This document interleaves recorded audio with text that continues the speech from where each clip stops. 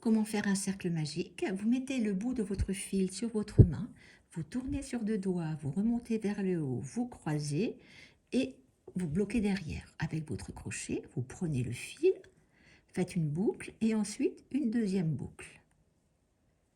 Quand votre boucle est faite, vous sortez le cercle, vous laissez les deux fils du cercle dans votre main gauche, vous refaites une maille en l'air et vous allez faire 6 mailles serrées dans ce cercle en prenant les deux fils.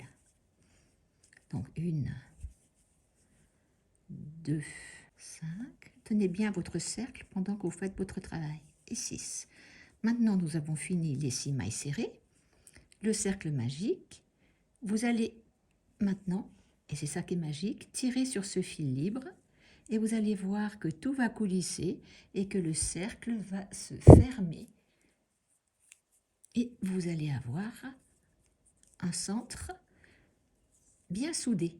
Maintenant, vous allez piquer dans la tête de la première maille, faire une maille coulée et une maille en l'air. Et on est prêt pour recommencer. À noter que cette maille coulée et cette maille en l'air ne seront pas comptées dans le nombre de mailles.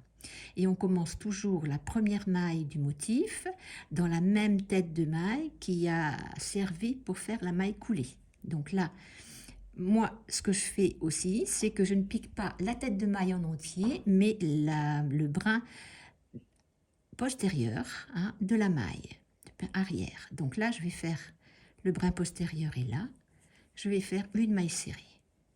Dans ce rang-là, on fait 2 mailles serrées dans chaque tête de maille. Une, pareil, par le brin arrière, 2.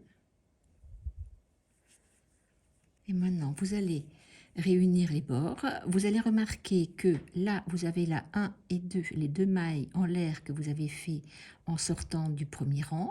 Et quand vous allez réunir les rangs, vous allez remarquer qu'il y aura toujours une maille, vous voyez ce V-là, qui reste et qui n'est pas tricotée. Et on passe directement faire une maille coulée sur la première tête de maille. La première tête de maille, elle est ici. On va marquer cette tête de maille. Comme ça, vous allez pouvoir vous y retrouver plus facilement à la fin du troisième rang. Donc là, ce troisième rang, c'est une maille serrée et ensuite 2 mailles dans la même tête de maille. Donc une, 2, et toujours en prenant par le brin arrière. Une maille brin arrière, 2 mailles brin arrière.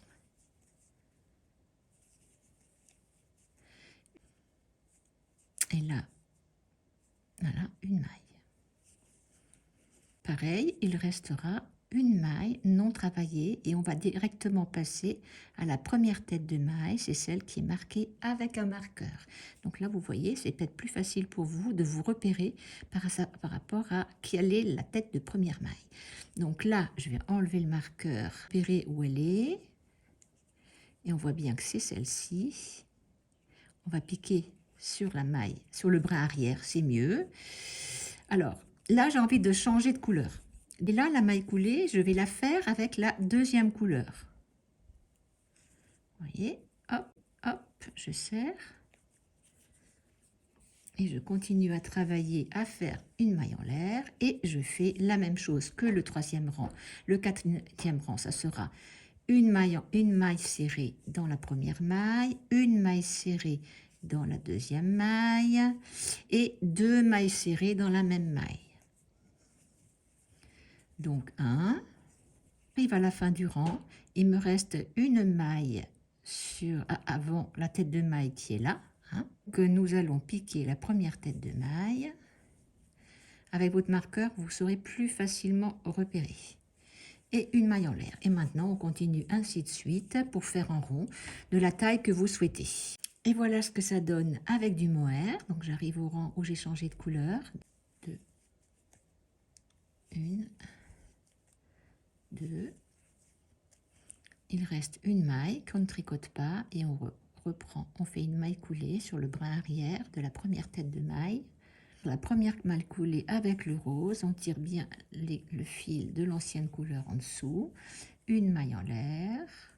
Et là, nous sommes sur le rang suivant, c'est-à-dire 3 mailles serrées et une maille double. 2, 3. et une main double et en alternant jusqu'à la fin du rang. Et voilà ce que ça donne. Voilà, c'est environ 5 rangées.